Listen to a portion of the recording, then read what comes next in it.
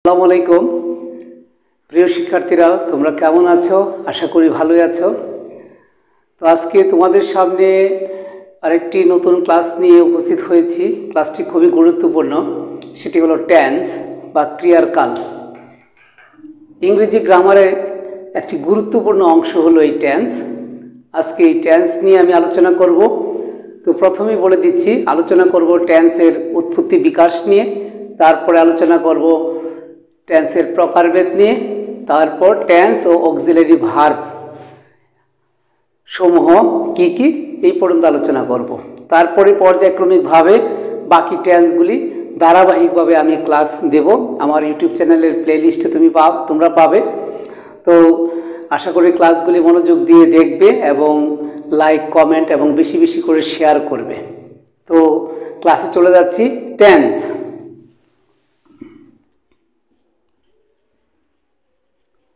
বা ক্রিয়ার কাল।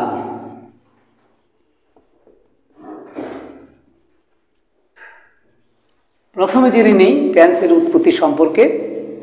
টেন্স শব্দটি এসেছে ল্যাটিন ওয়ার্ড।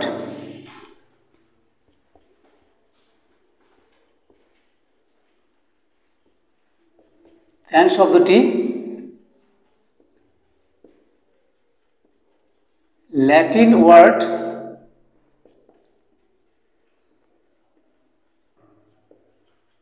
টেম্পাস থেকে এসেছে।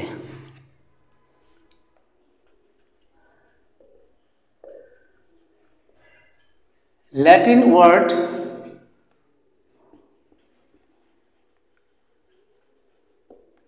টেম্পাস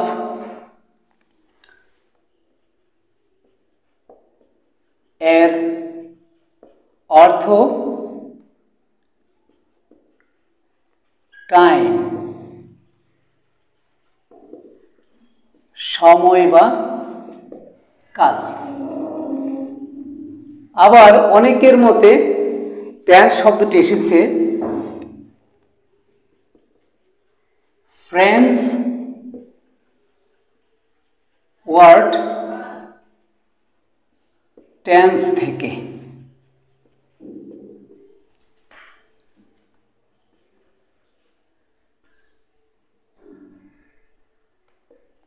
টেন্স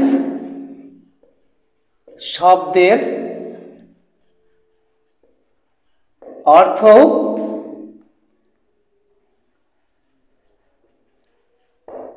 সময়। তো প্রিয় শিক্ষার্থীরা, অনেক ল্যাঙ্গুয়েজে টেন্স সংক্রান্ত আলোচনার ক্ষেত্রে অর্থাৎ সময় সংক্রান্ত আলোচনার ক্ষেত্রে টেন্সের ব্যবহার করা হয়েছে। আবার কোনো ক্ষেত্রে অর্থাৎ কোনো ভাষায় টেন্সের ব্যবহার তেমন একটা ব্যবহার নেই বললেও চলে। যেমন চাইনিজ ল্যাঙ্গুয়েজ, এই ভাষাতে টেন্সের তেমন ব্যবহার নেই। আবার কিছু ভাষায় দেখা গেছে কি কাগজে কলমে টেন্সের ব্যবহার তেমন না থাকলেও কিন্তু সময় সংক্রান্ত আলোচনার ক্ষেত্রে প্রত্যক্ষ বা পরোক্ষভাবে টেন্সের গুরুত্ব রয়েছে কি অনেক।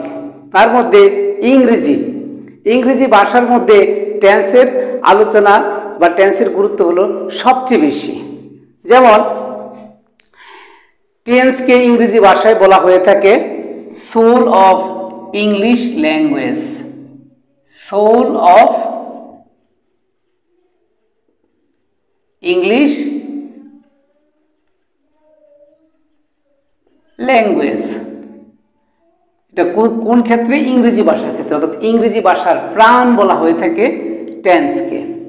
ইংরেজি ভাষার গঠন রীতি অর্থাৎ বাক্য গঠনের ক্ষেত্রে টেন্স জানার বিকল্প নেই। অর্থাৎ টেন্স ভালোভাবে জানতে হবে। যদি ইংরেজি ভাষায় আমি যদি সেন্টেন্স কাঠামো অর্থাৎ বাক্য যদি সুন্দরভাবে বলতে চাই, লিখতে চাই, সেই ক্ষেত্রে টেন্স জানার কোনো বিকল্প নেই, টেন্স আমাকে জানতেই হবে। তো এতক্ষণ আমরা আলোচনা করলাম টেন্সের উৎপত্তি ও বিকাশ নিয়ে। তা এখন আলোচনা করব টেন্সের ডেফিনেশন অর্থাৎ টেন্স কাকে বলে। খেয়াল করো, ক্রিয়ার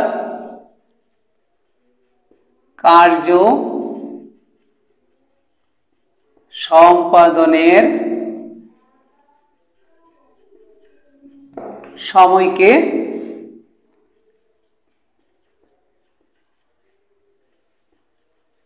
ইংরেজিতে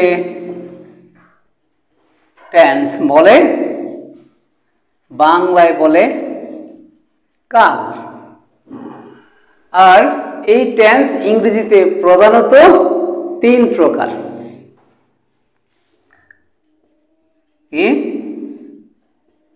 ইংরেজিতে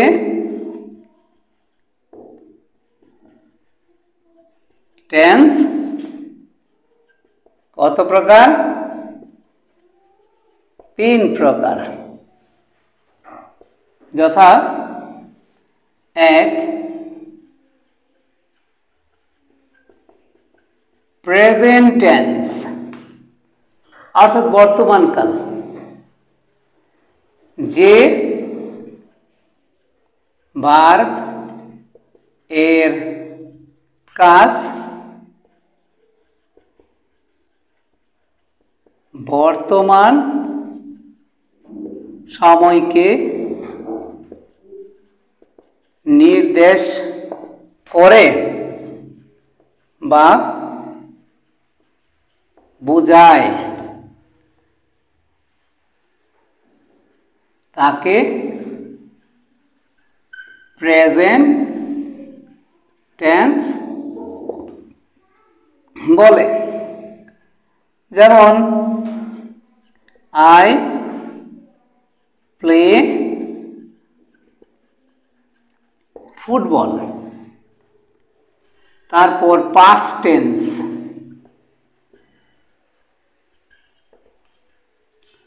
যে ভার্ব এর কাজ অতীত সময়কে নির্দেশ করে বা বোঝায়, তাকে পাস্ট টেন্স বলে। যেমন she did the work। তারপর ফিউচার টেন্স, ফিউচার টেন্স অর্থাৎ ভবিষ্যৎকাল, যে ভার্ব এর কাজ ভবিষ্যৎ সময়কে নির্দেশ করে বা বোঝায়, তাকে ফিউচার টেন্স বলে। We shall catch fish. তো প্রিয় শিক্ষার্থীরা, আশা করি বুঝতে পেরেছ। তো আলোচনা করেছি টেন্স কোন শব্দ থেকে এসেছে, কোন কোন ভাষায় টেন্সের গুরুত্ব রয়েছে, আবার ইংরেজি ভাষায় টেন্সের গুরুত্ব কেমন। তারপর টেন্স কাকে বলে, ক্রিয়ার কার্য সম্পাদনের সময়কে ইংরেজিতে টেন্স বা বাংলায় বলে কাল। তারপর টেন্স প্রধানত 3 প্রকার, present tense, past tense, future tense. তো এখন আলোচনা করব এই প্রত্যেক প্রকার টেন্সকে আবার কাজের সুবিধার জন্য 4 ভাগে ভাগ করা হয়েছে, সে সম্পর্কে এখন তোমাদের সামনে আমি তুলে ধরব। তোমরা খাতায় লিখে নিবে এবং নোট আকারে সাজিয়ে নিবে, তো তোমাদেরও অনেক উপকার হবে। তো খেয়াল করো কি লিখতেছি, কাজের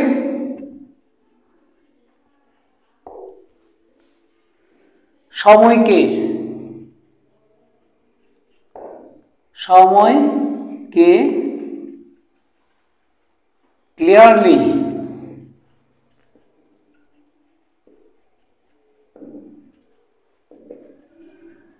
বোঝানোর জন্য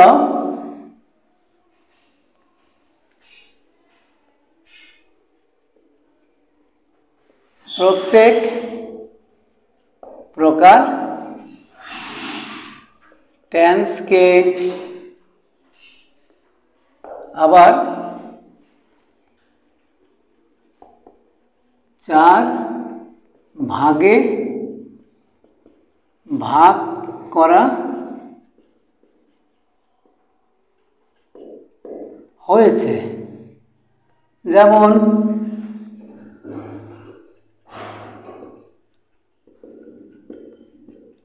ইনডিফিনিট টেন্স, 2 নম্বরে হলো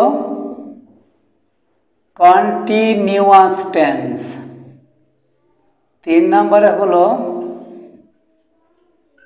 পারফেক্ট টেন্স, 4 নম্বরে হলো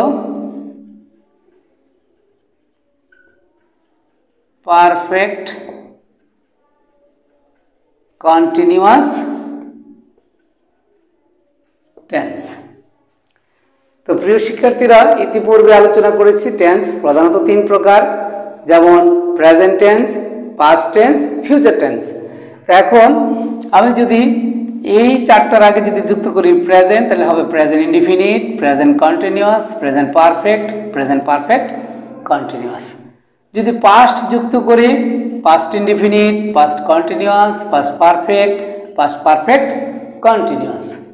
যদি আমি ফিউচার যুক্ত করি future indefinite, future continuous, future perfect continuous. তাহলে মোট কতটি টেন্স পেলাম? 3 4 12টি, অর্থাৎ মোট টেন্স রয়েছে 12 ধরনের। তো এই টেন্সগুলোতে আবার থাকবে কি অক্সিলারি ভার্ব এবং পাশাপাশি থাকবে মূল ভার্ব। তো টেন্সে যে মূল ভার্বগুলি থাকে সেই মূল ভার্বগুলির প্যাটার্নগুলি কি কি আমি একটু এখানে লিখে দিচ্ছি, তারপর আমি 12 ধরনের টেন্স এবং অক্সিলারি ভার্ব ও পাশাপাশি মূল ভার্বগুলোও তুলে ধরবো, সেজন্য বিষয়টি আগে একটু ক্লিয়ার করে দিচ্ছি। অর্থাৎ টেন্সে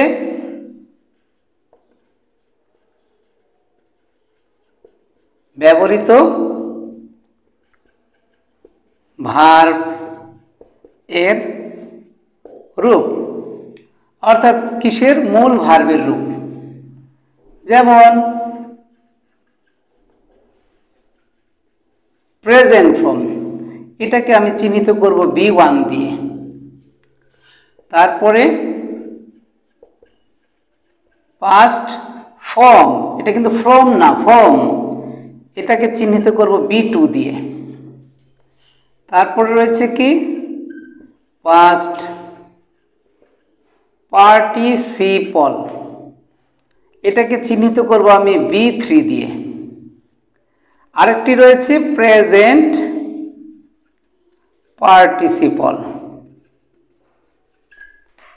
পার্টিসিপল, এটাকে চিহ্নিত করব আমি B4 দিয়ে। অর্থাৎ মূলত হলো 3 ধরনের, যেমন কাম, পাস্ট টেন্সে হলো কেম, পাস্ট পার্টিসিপলে আবার কি কাম, তারপরে প্রেজেন্ট পার্টিসিপলে হবে কি কামিং, অর্থাৎ COMING। তারপরে রয়েছে কি ডো, পাস্ট টেন্সে ডিড, পাস্ট পার্টিসিপলে হবে ডান, আর প্রেজেন্ট পার্টিসিপল হবে ডুইং। তো প্রিয় শিক্ষার্থীরা, অর্থাৎ কি এই টেন্সে যে ভার্বগুলি হবে সেটার প্যাটার্নটা আমি এখানে দেখিয়ে দিলাম। এখন তোমাদের সামনে তুলে ধরব মোট 12 ধরনের টেন্স ও তার অক্সিলারি ভার্ব ও তার মূল ভার্বের রূপসমূহ।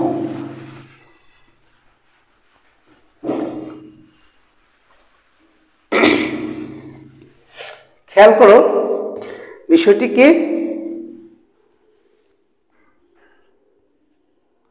12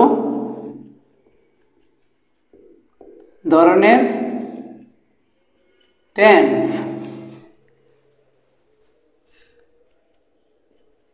এর অক্সিলিয়ারি ভার্ব ও মূল ভার্ব এর তালিকা, অর্থাৎ মূল ভার্বের বিভিন্ন রূপের যে ধরনটা থাকবে সেটা। তো খেয়াল করো, প্রথমেই প্রেজেন্ট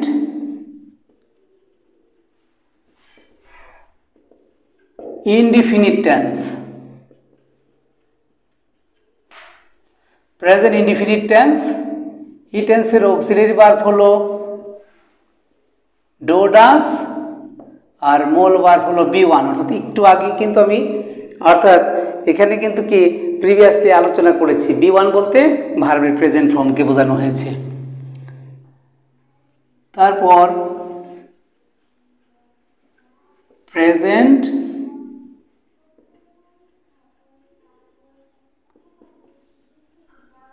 কন্টিনিউয়াস টেন্স, এটার অক্সিলারি ভার্ব হলো am, is, are B one plus ING, অর্থাৎ কি ভার্বের প্রেজেন্ট ফর্মের সাথে আইএনজি।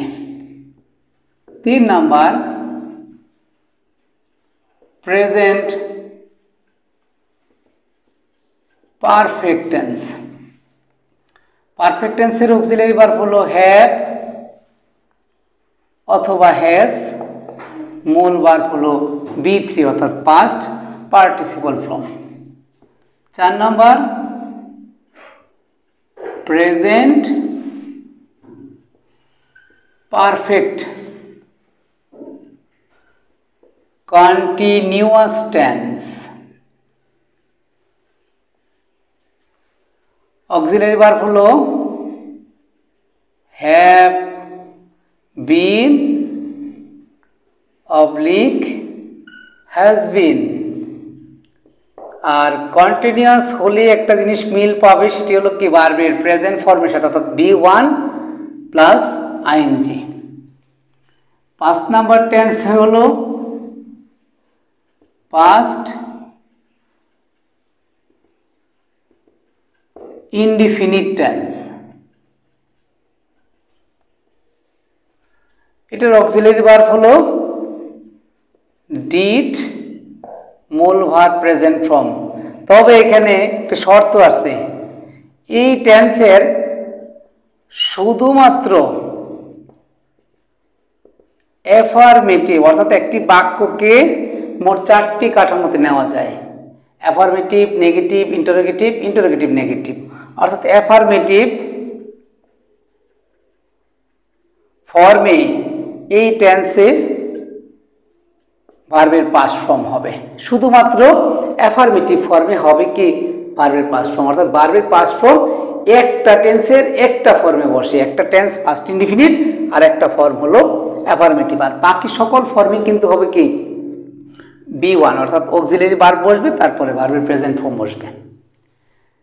6 নাম্বার টেন্স পাস্ট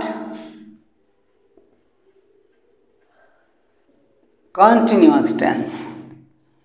এই টেন্সের অক্সিলারি ভার্ব হলো ওয়াজ অথবা ওয়ার, যথারীতি বি ওয়ান প্লাস আইএনজি। অর্থাৎ কন্টিনিউয়াস হলে কি ভার্বের প্রেজেন্ট ফর্মের সাথে আইএনজি, এটা মাথায় রাখবে এবং মনে রাখবে। Past perfect tense. Past perfect টেন্সের অক্সিলারি ভার্ব হলো হ্যাড প্লাস বি থ্রি। আরেকটা জিনিস মনে বলে দিই, যতগুলি পারফেক্ট টেন্স পাবে, অর্থাৎ শুধু পারফেক্ট টেন্স যেগুলি, সেগুলির মূল ভার্ব হবে পাস্ট পার্টিসিপল অর্থাৎ বি থ্রি। আমি এগুলো কি করেছি, ডিজিট দিয়ে অর্থাৎ সংখ্যা দিয়ে চিহ্নিত করেছি এবং এর ব্যাখ্যা কিন্তু একটু আগে দিয়ে দিয়েছি। তারপরে হলো past perfect continuous tense. Past perfect কন্টিনিউয়াসের কি হবে, had been B1 plus ING, অর্থাৎ পারফেক্ট কন্টিনিউয়াস গুলা হইলেই, অর্থাৎ কন্টিনিউয়াস অথবা পারফেক্ট কন্টিনিউয়াস হলেই বি ভার্বের প্রেজেন্ট ফর্মের সাথে আইএনজি। 9 নম্বর হলো future indefinite. Future indefinite tense. Future indefinite টেন্সের অক্সিলারি ভার্ব হলো শেল অথবা will plus P1। 10 number future continuous. Future continuous টেন্সের অক্সিলারি ভার্ব হলো শ্যাল বি অথবা উইল বি, তারপর B1 প্লাস আইএনজি, অর্থাৎ কন্টিনিউয়াস হলেই ভার্বের প্রেজেন্ট ফর্মের সাথে আইএনজি। তারপরে হলো future perfect tense. Future perfect টেন্সে হলো অক্সিলারি ভার্ব শ্যাল হ্যাভ অথবা উইল হ্যাভ, আর পারফেক্ট হলেই কি হবে, ভার্বের পাস্ট পার্টিসিপল অর্থাৎ B3। Last future perfect continuous. প্রিয় শিক্ষার্থীরা, আবার টেন্সগুলির বানান খুব সতর্কতার সাথে খেয়াল করবে, অনেকে বানান ভুল করে, অর্থাৎ তুমি বাসায় বারবার বানানগুলি লিখে প্র্যাকটিস করবে। ফিউচার পারফেক্ট কন্টিনিউয়াস টেন্সে হলো শেল হ্যাভ বিন অথবা উইল হ্যাভ বিন, তারপর B1 প্লাস আইএনজি। তো প্রিয় শিক্ষার্থীরা, আবার খেয়াল করো যে প্রেজেন্ট ইনডিফিনিট টেন্স, এই টেন্সের অক্সিলারি ভার্ব হলো কি, ডো ডাজ, পাশাপাশি মূল ভার্ব হলো প্রেজেন্ট ফর্ম। এখানে বলে দেই এই প্রেজেন্ট ইনডিফিনিট টেন্স আর হলো কি পাস্ট ইনডিফিনিট টেন্স, এই দুটি টেন্সের অক্সিলারি ভার্ব অ্যাফারমেটিভ বাক্যে বসবে না, আর বাকি 10টি টেন্সের অক্সিলারি ভার্ব অ্যাফারমেটিভ থেকে সকল ফর্মেই বসবে। এই বিষয়টা খেয়াল রাখবে। আবারও বলছি, প্রেজেন্ট ইনডিফিনিট আর পাস্ট ইনডিফিনিট এই দুটি টেন্সের অক্সিলারি ভার্ব কোন ফর্মে বসবে না, অ্যাফারমেটিভ বাক্যে এদেরকে দেখা যাবে না। অর্থাৎ এই দুটো টেন্সের অক্সিলারি ভার্বগুলি কি নেগেটিভ, ইন্টারোগেটিভ, ইন্টারোগেটিভ নেগেটিভ বাক্যে বসবে। আর বাকি যে 10টি অর্থাৎ continuous tense, auxiliary verb am is are, মূল ভার্ব হলো কি প্রেজেন্ট ফর্মের সাথে আইএনজি হবে। প্রেজেন্ট পারফেক্ট হ্যাভ হ্যাজ, মূল ভার্বের পাস্ট পার্টিসিপল বা B3 আর কি সংখ্যা দিয়ে চিহ্নিত করেছি।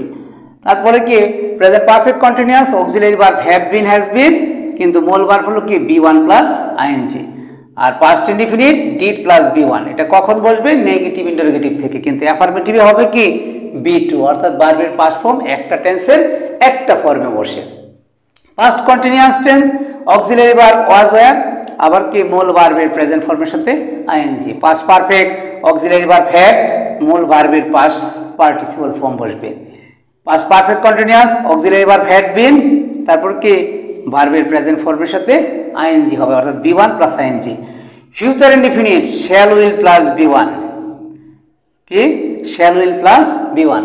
তাহলে দেখা যাচ্ছে ভার্বের প্রেজেন্ট ফর্ম সরাসরি বসতেছে কি প্রেজেন্ট ইনডিফিনিট আর ফিউচার ইনডিফিনিট, আর পাস্ট ইনডিফিনিট টেন্সে বসতেছে কিন্তু কি সেটা অ্যাফারমেটিভ বাক্যে নয়। Future continuous auxiliary verb shall be will be, আর মূল ভার্বের প্রেজেন্ট ফর্মের সাথে ING. Future perfect auxiliary verb shall have will have, মূল ভার্বের পাস্ট পার্টিসিপল ফর্ম অর্থাৎ B3। Future perfect continuous shall have been will have been, মূল ভার্বের প্রেজেন্ট ফর্মের সাথে আইএনজি। তো এখানে কি মিল পেলাম, অর্থাৎ কন্টিনিউয়াস টেন্সগুলার অক্সিলারি ভার্ব ভিন্ন, কিন্তু কি মূল ভার্বের প্রেজেন্ট ফর্মের সাথে আইএনজি, অর্থাৎ 6টা কন্টিনিউয়াস টেন্স তাদের কিন্তু কি খুব মিল রয়েছে। কোথায় মিল, ভার্বের প্রেজেন্ট ফর্মের সাথে আইএনজি, আর অমিলটা হলো কি টেন্স অনুসারে অক্সিলারি ভার্ব ভিন্ন। আর পারফেক্ট টেন্স হলো তিনটা, খেয়াল করো পারফেক্ট টেন্স এই তিনটার মধ্যে কিন্তু কি ভার্বের পাস্ট পার্টিসিপল ফর্ম, ভার্বের পাস্ট পার্টিসিপল ফর্ম। তাহলে কন্টিনিউয়াস টেন্স হলো মোট 6টা, অর্থাৎ কন্টিনিউয়াস, পারফেক্ট কন্টিনিউয়াস, আর পারফেক্ট টেন্স হলো 3টা, এই হলো 9টা। আর ইনডিফিনিট টেন্স 3টার মধ্যে 2টা টেন্সের ভার্বের প্রেজেন্ট ফর্ম বসে সরাসরি, আর পাস্ট ইনডিফিনিট টেন্সে ভার্বের প্রেজেন্ট ফর্ম বসবে কিন্তু অ্যাফার্মেটিভ বাক্যে নয়। আশা করি বিষয়টি বুঝতে পেরেছ।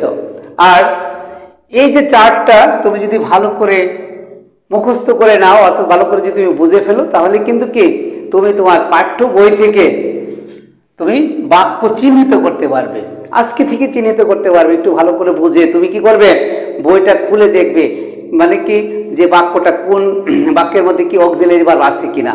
তো আগে বলে দিয়েছি প্রেজেন্ট ইনডিফিনিট আর পাস্ট ইনডিফিনিট টেন্স এই দুটো টেন্সের অক্সিলারি ভার্ব অ্যাফার্মেটিভ ফর্মে বসবে না, বাকি 10টা তুমি ইজিলি চিনে ফেলবে।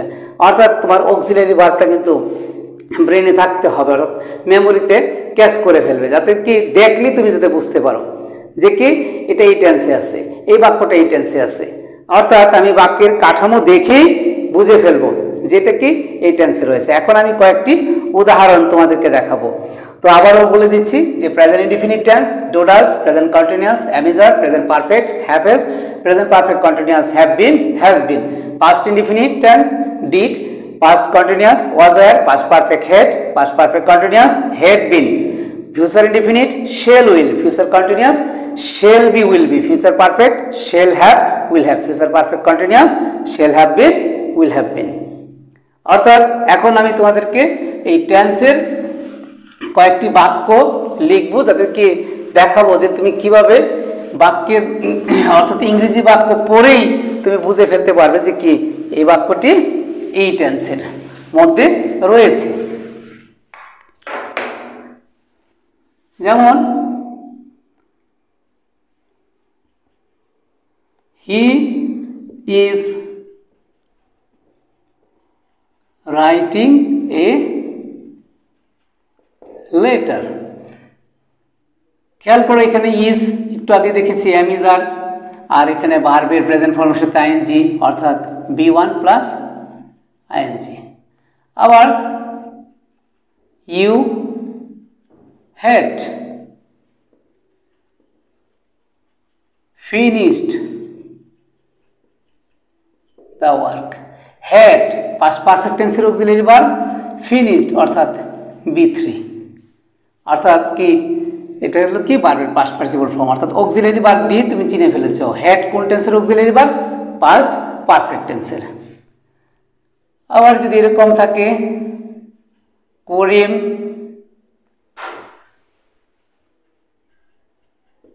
রোট এ লেটার, এখানে রাইটের পাস্ট ফর্ম কি রোট।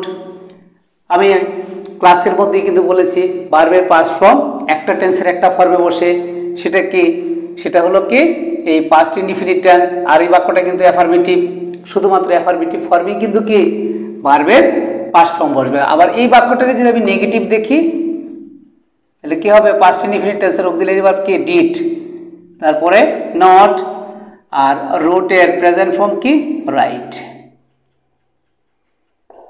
এটাও পাস্ট ইনডিফিনিট। কিভাবে বুঝলাম, এই যে ডিড এরপরে অর্থাৎ কি ডিড, তারপর নেগেটিভের জন্য নট, আর এই যে বি1, আর এটা হলো কি অক্সিলারি ভার্ব। আশা করি প্রিয় শিক্ষার্থীরা বুঝতে পেরেছো, এবং এভাবে কি তোমরা বাক্যের মধ্যে অর্থাৎ যখন তুমি কোনো এরকম পত্রিকা পড়বে, ইংলিশ বোর্ড বই পড়বে, ম্যাগাজিন পড়বে, সেখানে সেন্টেন্স পড়ার সাথে সাথে কি টেন্সগুলিকে তুমি চিহ্নিত করার চেষ্টা করবে। তো এখন দেখাচ্ছি যে কি অক্সিলারি ভার্বগুলি কখন আবার প্রিন্সিপাল ভার্ব হিসাবেও বসে, আবার এরা অক্সিলারি ভার্ব হিসাবেও বসে, তার একটি তুলনামূলক পার্থক্য। যেমন প্রিন্সিপাল ভার্ব, তারপরে অক্সিলিয়ারি ভার্ব। এই অক্সিলিয়ারি ভার্ব এর নিজস্ব কোনো অর্থ নাই। এই ভার্বটা টেন্স, ভয়েস, নেগেটিভ বাক্য এবং মোড গঠনে সহায়তা করে থাকে। আর এদের কোনো কাজ নেই। যেমন she is a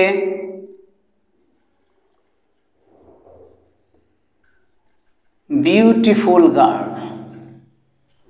আবার she is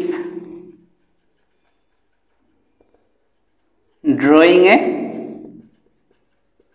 picture। দেখো এখানে ইজ এর পরে আর কি ভার্ব নেই, আর এখানে ইজ এর পরে কিন্তু আরেকটি মূল ভার্ব আছে, অর্থাৎ বি ওয়ান প্লাস আইএনজি। তাহলে এখানে ইজটা হলো এ বি অর্থাৎ অক্সিলারি ভার্ব, আর এই বাক্যের মধ্যে পিবি অর্থাৎ প্রিন্সিপাল ভার্ব। তারপরে উই ডিড দ্য ওয়ার্ক। আবার যদি আমি এখানে বলি we did not catch fish. এই যে এইখানে ডিড, এখানে ডিডের পরে কিন্তু কি আর কোনো ভার্ব নেই, এখানে ডিডটা হলো প্রিন্সিপাল ভার্ব। আবার এই যে এখানে ডিড, আবার এখানে একটি ভার্ব আছে, অর্থাৎ এখানে ডিডটা হলো কি অক্সিলারি ভার্ব, আর এটা হলো কি মূল ভার্ব। তো সহজ পার্থক্য হলো যে অক্সিলারি ভার্ব যদি কোনো বাক্যে একা বসে তখন এরা হবে কি প্রিন্সিপাল ভার্ব, আর এই ভার্বগুলোর পরে যদি আরেকটা ভার্ব থাকে তখন এরা হবে কি অক্সিলারি ভার্ব। তো আজকের আলোচনার বিষয় ছিল টেন্স এর উৎপত্তি, তারপরে টেন্স কাকে বলে, কত প্রকার, এবং কি টেন্সের 12টি টেন্সের নাম, অক্সিলারি ভার্ব এবং এই টেন্স অনুসারে তাদের মূল ভার্বের অবস্থান। আর সর্বশেষ দেখিয়েছে কি যে কিভাবে অক্সিলারি ভার্বগুলি প্রিন্সিপাল ভার্ব হিসেবে থাকে আবার অক্সিলারি ভার্ব হিসেবে থাকে। তো পরের ক্লাসে দেখা হবে, অর্থাৎ পরের ক্লাসগুলি অর্থাৎ 12টি টেন্স আমি স্ট্রাকচার সহ পার্ট বাই পার্ট আলোচনা করব এবং আমার ইউটিউব চ্যানেলের প্লেলিস্টে থাকবে। আশা করি ক্লাসগুলি খুব মনোযোগ দিয়ে তোমরা দেখবে এবং বাসায় পাশাপাশি কি প্র্যাকটিস করবে। তো সবাই ভালো থেকো, আল্লাহ হাফেজ।